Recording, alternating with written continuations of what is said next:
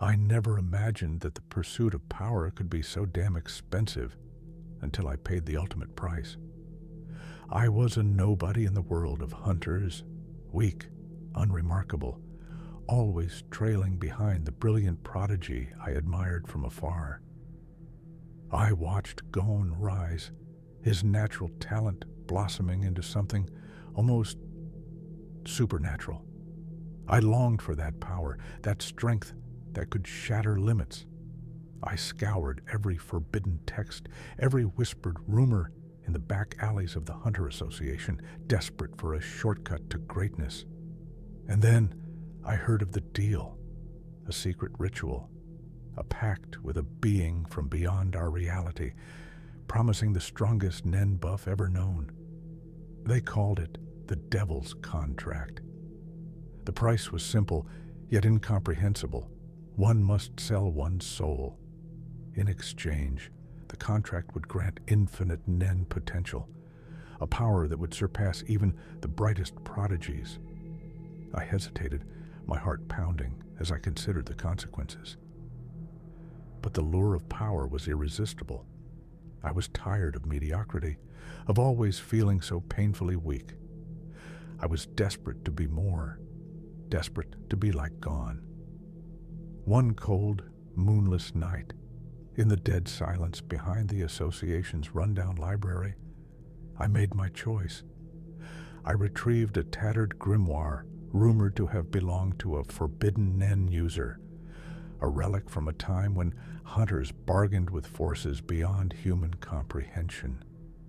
The ritual was as simple as it was horrifying. I had to carve my own name into my skin with a shard of cursed metal, recite incantations in a language older than time, and finally offer a piece of my very soul as a sacrifice. I followed every instruction meticulously. The pain was blinding. The shard dug into my flesh, and I watched in slow motion horror as ink-black ichor seeped from the wound. My voice cracked as I chanted, feeling an invisible force rip through me. In that moment, I felt as if my very identity was dissolving, like I was merging with something far beyond human. And then there was silence. The change was not immediate. For days, I felt nothing different, but continued my training, pushing myself beyond my limits. But soon, I noticed small anomalies, a sudden clarity of mind, a surge in physical strength, an ability to manipulate Nen with a precision that left even my mentors baffled. My power grew exponentially, and in a few weeks, I was no longer the feeble shadow I once was. I was, by all accounts, a prodigy, a hunter reborn. But with power came a creeping darkness.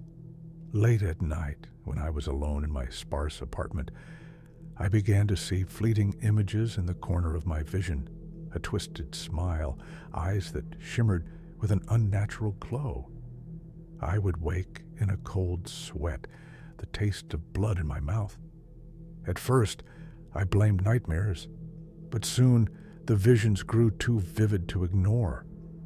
I began to lose pieces of myself. My friends remarked on how distant I seemed. My reflection in the mirror began to distort. Sometimes my eyes looked almost too large, too empty, as if the light within them had dimmed. I'd catch glimpses of that abyss when I closed my eyes and wonder if I was losing control. The more I trained, the stronger my Nen became. But with it came a cost, a shadow that clung to my very soul. Then, one day during an intense training session deep in the forest, the transformation began. I was sparring with a fellow hunter when, mid-fight, my body convulsed. Pain erupted as if 1,000 tiny daggers stabbed at my insides. I dropped to the ground, and the world went white. When I opened my eyes again, I was no longer in the forest. Everything had shifted. The vibrant green of the trees was replaced by an endless expanse of sterile white light, and I saw only one figure in that blinding void, a monstrous, featureless silhouette that radiated malice. It whispered, "You promised power, but power comes at a price." I couldn't move. I couldn't scream. I could only watch as the figure stretched out a hand and touched my forehead. A searing pain shot through me, and I felt my consciousness shatter. I saw memories, every moment of my past, every failure, every sacrifice, flooding in as if the world was being rewritten before my eyes. When I finally regained control, I found myself lying in a hospital bed, cold and alone. The lights above were harsh and fluorescent. Nurses bustled around me, but no one recognized me. I tried to speak, to explain what had happened, but the words died in my throat. My body was riddled with scars, my skin stretched taut over muscles that now felt foreign. I was a shell, no longer fully human. I had the strength, the power, the infinite nen I'd craved, but it came with an emptiness that consumed me from within. I was isolated. The higher-ups in the Hunter Association refused to acknowledge what I had done. They treated my case as an anomaly, a warning.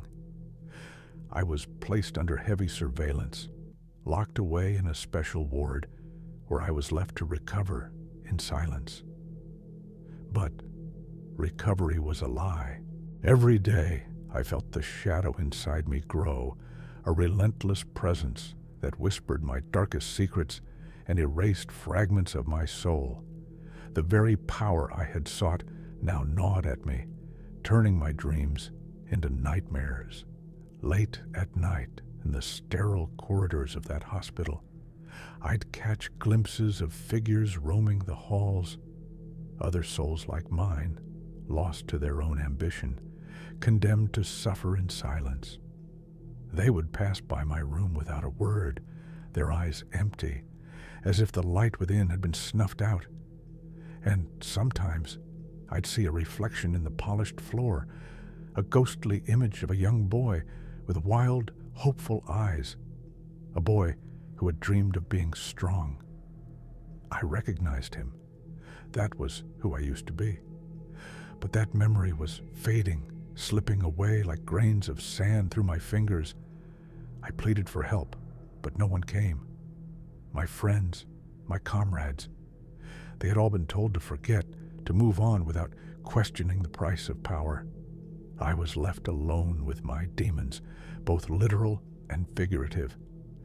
The infinite Nen, once a symbol of limitless potential, now felt like a curse, an eternal reminder that I had sold everything for a power that no one was willing to celebrate. Every time I closed my eyes, I relived that moment in the white void.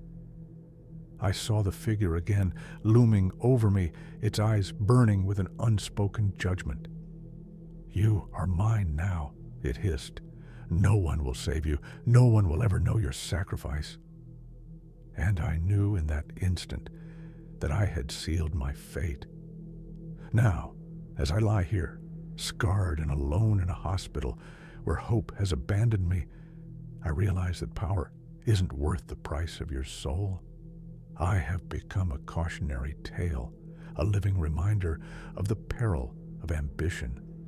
And as the days blur into an endless nightmare, I can only wonder, is it possible to reclaim what I've lost? Or have I become so entwined with this cursed Nen that there is no redemption, only eternal suffering?